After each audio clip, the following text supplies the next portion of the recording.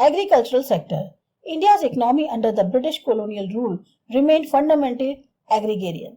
India की economy जो है ब्रिटिश कॉलोनियल रूल के दौरान जो है पूरी तरह से एक तरह से खेती बाड़ी पर ही निर्भर थी. About 85% of the country's population live mostly in villages and derive livelihood directly or indirectly from agriculture. लगभग 85% जो आबादी थी कंट्री की वो जो है गांव में रहती थी और उसकी जो जीविका चलती थी वो चाहे डायरेक्ट या इनडायरेक्ट तौर पे कहो खेती बाड़ी से ही चलती थी. However, despite being an occupation of such large population, the agricultural sector continued to experience stagnation and not infrequently usual deterioration. अब कहने को जो ऑक्यूपेशन था वो इतनी बड़ी पॉपुलेशन का एक तरह से एग्रीकल्चर ही था, लेकिन तब भी एग्रीकल्चर सेक्टर को जो है ऐसा लग रहा था जैसे मानो एक रुक सी गई है और उसमें दिन पर दिन और ज्यादा मंदी आ रही है, कमी आ रही है. Agricultural productivity became incrementally low, though in absolute terms the sector experienced some growth due to the expansion of the aggregate area under cultivation. जो एग्रीकल्चर प्रोडक्टिविटी थी, उत्पादन जो था वो कम होता चला जा रहा था. वैसे देखा जाए तो एक सेक्टर में जो है बढ़त हुई थी क्योंकि जो कल्टीवेशन का एरिया जो है वो बढ़ाया जा रहा था, उसमें बढ़त हुई थी, लेकिन प्रोडक्टिविटी में कमी आ रही थी. This stagnation in agriculture sector was caused mainly because of the various systems of land settlement that were introduced by the colonial government.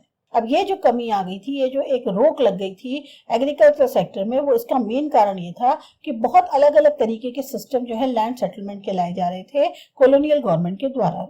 Particularly under the zamindari system which was implemented in the then Bengal presidency comprising part of India's present day eastern states, the profit acquiring out of the agriculture sector went to the zamindars instead of the cultivators. खास तौर से जो जमींदारी system था जिसको कि implement किया था उस समय बंगाल प्रेसिडेंसी के अंदर, जिसमें इंडिया के और या आज के प्रेजेंट डे के ईस्टर्न स्टेट्स भी शामिल थे, या उनको ध्यान रखते हुए जो प्रॉफिट आ रहा था एग्रीकल्चर सेक्टर से वो जमींदार को जा रहा था बजाय कल्टीवेटर्स को. However, a considerable number of zamindars and not just the colonial government did nothing to improve the conditions of agriculture. आप कहने को बहुत सारे जो जमींदार थे, खाली कॉलोनियल गवर्नमेंट ही नहीं, उन्होंने भी कुछ नहीं किया कि वो जो है जो एग्रीकल्चरल हालात हैं उनको सुधारें. The main interest of the zamindars was only to collect rent, regardless of the economic conditions of the cultivators. उस वक्त जो जमींदार थे उनका मुख्य उद्देश्य ये था कि उनको सिर्फ किराया चाहिए, भले ही कल्टीवेटर यानी जो किसान है उसकी आर्थिक स्थिति है या नहीं, फिर भी उन्हें बस किराए से मतलब था. This caused immense misery and social tension among the latter. इसकी वजह से जो किसान थे उनमें एक तो दुख, उनकी तकलीफें बढ़ रही थी, साथ ही साथ सामाजिक तौर पे एक तनाव भी बढ़ता जा रहा था. To a very great extent, the terms of the revenue settlement was also responsible for the zamindars adopting such an attitude. काफी हद तक ये जो इनकम सेटलमेंट था, रेवेन्यू सेटलमेंट था, इसमें जो टर्म्स लगाई गई थी वो भी जिम्मेदार थी. जो जमींदार जो है इस तरह का एक तरह से व्यवहार अपना रहे थे. Dates for depositing specified sum of revenue were fix. जमींदार के लिए भी डेट्स जो है वो फिक्स कर रखी थी कि आपको इतना अमाउंट जो है जमा करना ही करना है इस पर्टिकुलर डेट पे. Failing which the zamindars were to lose their rights. और अगर आप इसको नाकाम रहे करने में तो आपको जो अधिकार दिए गए हैं वो छीन लिए जाएंगे. Besides this, low levels of technology, lack of irrigation facilities, and negligible use of fertilizers all added up to aggravate the plight of the farmers and contribute to the dismal level of agricultural productivity. नतीजा क्या हो रहा था? तकनीक बहुत ही निचले स्तर की थी, इरिगेशन फैसिलिटीज की कमी थी, फर्टिलाइजर्स बहुत कम डाले जा रहे थे. इसकी वजह से जो फार्मर्स थे एक तो उनकी जो दुख थी वो वैसे ही बढ़ता चला जा रहा था, साथ ही साथ एग्रीकल्चर का जो उत्पादन होता है उसमें भी भारी कमी आ रही थी. There was of course some evidence of relatively higher yield of cash crops in certain areas of the country due to commercialization of agriculture. वहीं पर बहुत ज्यादा पैदावार हो रही थी कैश क्रॉप्स की कुछ खास इलाकों में कंट्री के अंदर, क्योंकि वहां पर एग्रीकल्चर को एक तरह से कमर्शियलाइज कर दिया गया था, मार्केटिंग पॉइंट ऑफ व्यू से यूज किया जा रहा था. But this could hardly help farmers in improving there agricultural condition, as instead of producing food crops, now they were producing cash crops which were to be ultimately used by the British industries back home. लेकिन इससे भी जो किसान थे उनकी आर्थिक स्थिति में कोई सुधार नहीं आ रहा था, क्योंकि अब वो फूड क्रॉप्स तो उगा नहीं रहे थे, बल्कि वो जो है कैश क्रॉप्स ज्यादा उगा रहे थे, और वो भी इस्तेमाल कौन करेगा? जो ब्रिटिश इंडस्ट्रीज हैं अपने कंट्री में वहां इस्तेमाल करेंगी. India's agricultural production received a further setback due to the country's partition at the time of independence. अब इंडिया के जो प्रोडक्शन था एग्रीकल्चर का, उसमें एक और झटका लगा जब इंडिया का इंडिपेंडेंस के बाद पार्टीशन हो गया. A sizable portion of the undivided country's highly irrigated and fertile land went to Pakistan. This had an adverse impact on India's output from the agriculture sector. बहुत बड़ा हिस्सा जो अनडिवाइडेड कंट्री थी उसमें जो हाईली इरिगेटेड और fertile land थी वो क्या हुआ, पार्टीशन के बाद पाकिस्तान के पास चली गई. इससे जो इंडिया का आउटपुट था एग्रीकल्चर सेक्टर में उसमें बहुत बुरा प्रभाव पड़ा.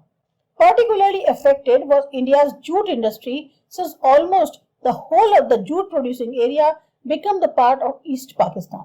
खास तौर से इंडिया की जो जूट इंडस्ट्री थी उसको सबसे ज्यादा नुकसान हुआ क्योंकि पूरा का पूरा जो जूट प्रोड्यूसिंग इलाका था वो पाकिस्तान में चला गया, ईस्ट पाकिस्तान में, जो कि अब बांग्लादेश है. India's jute goods industry thus suffered heavily for lack of raw material. तो इंडिया की जो जूट की गुड्स इंडस्ट्री थी अब उनको जो है बहुत बाहरी नुकसान उठाना पड़ रहा था क्योंकि रॉ मटेरियल की कमी हो गई थी, जिसमें अभी तक इंडिया की जो है एक तरह से मोनोपोली रही थी क्योंकि बहुत ज्यादा जूट वहां प्रोड्यूस होता था. Industrial sector, as in the case of agriculture so also in manufacturing, India could not develop a sound industrial base under the colonial rule. जैसा एग्रीकल्चर के केस में हुआ सेम चीज मैन्युफैक्चरिंग के केस में भी हुई. इंडिया जो है अपना इंडस्ट्रियल बेस नहीं बना पा रहा था, डेवलप कर पा रहा था कॉलोनियल रूल के चलते. Even as the countries world famous handicraft industries declined, no corresponding modern industrial base was allowed to come up to take pride of place so long as enjoyed by the former. अब India की जो world famous handicraft industries थी वो तो खत्म हो गई थी. कोई भी ऐसी मॉडर्न इंडस्ट्रियल बेस जो है उसको अलाउ नहीं किया जा रहा था कि वो जो है उन हैंडीक्राफ्ट इंडस्ट्रीज की जगह ले ले. The primary motive of the colonial government behind this policy of systematically declining, deindustrializing India was twofold. यहाँ पर जो मुख्य उद्देश्य कॉलोनियल गवर्नमेंट का था अपनी इस नीति को लाना कि वो सिस्टमैटिक तरीके से इंडिया को डी इंडस्ट्रियलाइज कर रहा था, और उसके दो कारण थे. The intention was first to reduce India to the status of mere exporter of important raw materials for the upcoming modern industries in Britain. एक पहला क्या कारण था, वो ये चाहता था कि इंडिया का स्टेटस जो है सिर्फ इतना रह जाए कि वो जो है एक एक्सपोर्टर बन के रह जाए सिर्फ रॉ मटेरियल्स का, जो कि जो मॉडर्न इंडस्ट्रीज ब्रिटेन में बन रही है उनको पहुंचाने के लिए यूज हो. यानी कि जो भी मॉडर्न इंडस्ट्रीज ब्रिटेन में बन रही हैं वहां पर जो रॉ मटेरियल की जरूरत है सिर्फ उसको सप्लाई करे. दूसरा, to turn India into a sprawling market for the finished product of those industries so that their continued expansion to be ensured to the maximum advantage of the home country Britain. दूसरा वो ये चाह रहे थे कि जो भी Britain के अंदर इंडस्ट्रीज है उनके अंदर जो फिनिश्ड प्रोडक्ट्स हैं उसके लिए मार्केट इंडिया का बन जाए, यानी जो भी चीज वहां से बने वो इंडिया में आके यूज करी जाए. तो इससे उनको दोहरा फायदा होगा प्लस उनकी कंट्री को फायदा होगा. In the unfolding economic scenario, the decline of the indigenous handicraft industries created not only massive unemployment in India, but also new demand in the Indian consumer market, which was now deprived of the supply of locally made goods.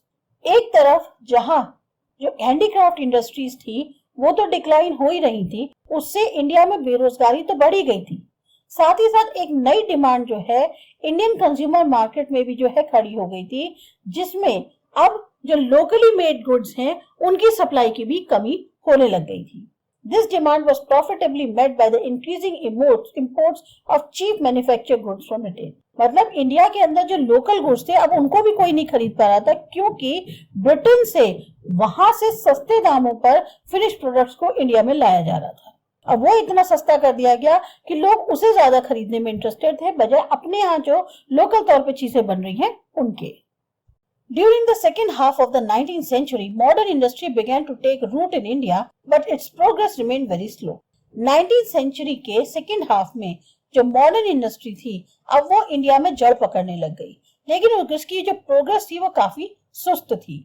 Initially, this development was confined to setting up of cotton and jute textile mills. शुरुआत में इसका development वहीं तक सीमित था कि cotton और jute textile mills जो है उनको बनाया जा रहा था, सेटअप किया जा रहा था. The cotton textile mills, mainly dominated by Indians, were located in the western parts of the country, namely Maharashtra and Gujarat, while the jute mills dominated by the foreigners were mainly concentrated in Bengal.